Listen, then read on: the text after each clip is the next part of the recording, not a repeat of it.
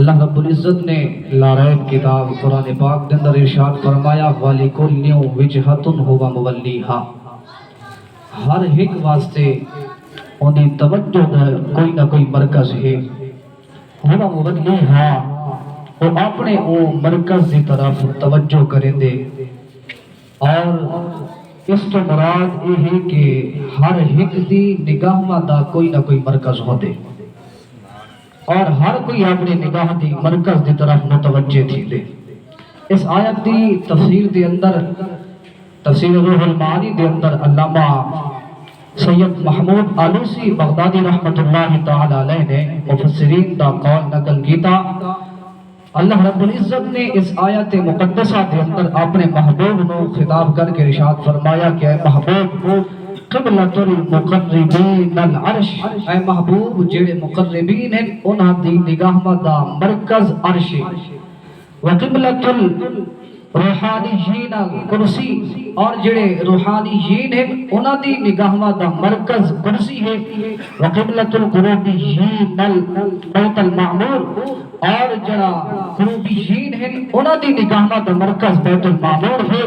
والانبیاء قبلک البیت المقدس، اے محبوب تھوڑے کو پہلے جتنے بھی انبیاء آئے انہاں دی نگاہ دا مرکز، انہاں دی توجہ دا مرکز بیت المقدس ہاں، وقبلتک الکعبہ، اے محبوب تھوڑی توجہ دا مرکز کعبہ بیت اللہ ہے۔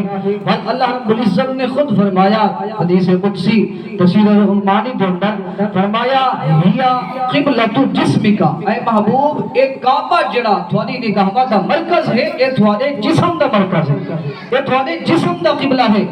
لیکن تھوڑی روح دا مرکز اے نہیں۔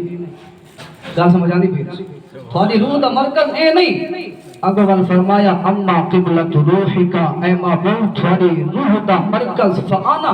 فرمایا اے محبوب تھوڑی روح دی توجہ دا مرکز میں خود، بل فرمایا قبلتی انت، اے محبوب میری توجہ دا مرکز تھوڑی ذات ہے، یعنی ساری کائنات دی نگاہ دا مرکز کعبہ بیت اللہ ہے، لیکن اللہ رب العزت نے فرمایا اے محبوب تھوڑی روح دا مرکز میری ذات ہے، اور میری ذات دا مرکز اور میری توجہ دا مرکز اے محبوب تھوڑی ذات ہے۔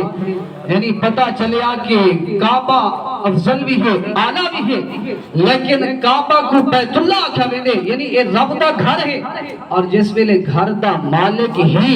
نبی پاک علیہ السلام دی طرف متوجہ ہوئے تے ول گھر دی کیا مجال ہے، یعنی جس ویلے اللہ رب العزت خود اپنے محبوب دی طرف متوجہ ہے تے ول کعبہ بیت اللہ بھی نبی پاک علیہ السلام دی طرف متوجہ ہے، اور کعبہ دی توجہ دا مرکز بھی آمنہ لال دی ذات ہے۔ توضا اعلی حضرت اشاہ امام احمد رضا خان فاضل بریلوی نے فرمایا ہے